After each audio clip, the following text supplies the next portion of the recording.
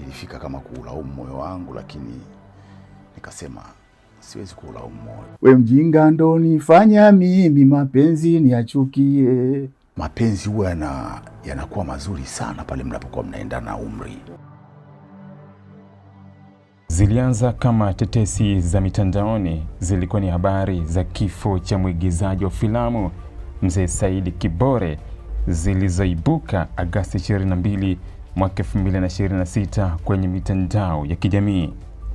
Wengi walichukulia kama ni habari za uzushi mitandaoni, lakini watu wanaomjua wakasisitiza kwamba ni kweli amefariki dunia baada ya kupatwa na mshtuko wa moyo.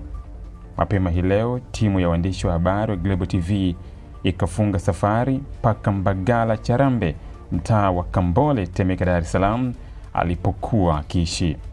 Baada ya kufika nyumbani kwake, Global TV ilifanya mazungumzo na mke marehemu, ndugu na baadhi ya wasanii wenzake ambao wote walithibitisha kwamba taarifa za kifo cha Mzee Kibore zilikuwa ni za kweli.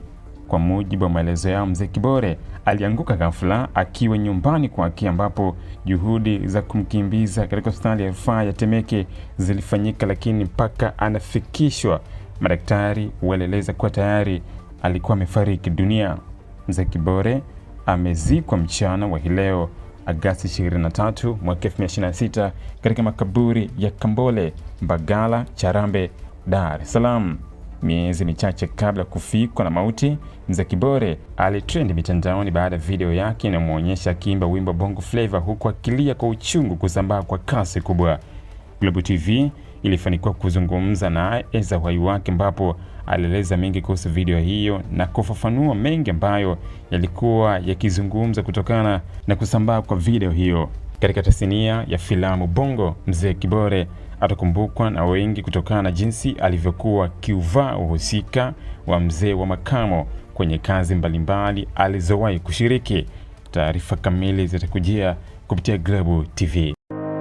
Ili kuwa mwanafamilia bora wa Global TV, usisahau kusubscribe, like, kushare na kucomment. Baada ya kusubscribe, bonyeza alama ya kengele ili kupata taarifa kwa kila video inayopanda Global TV Online.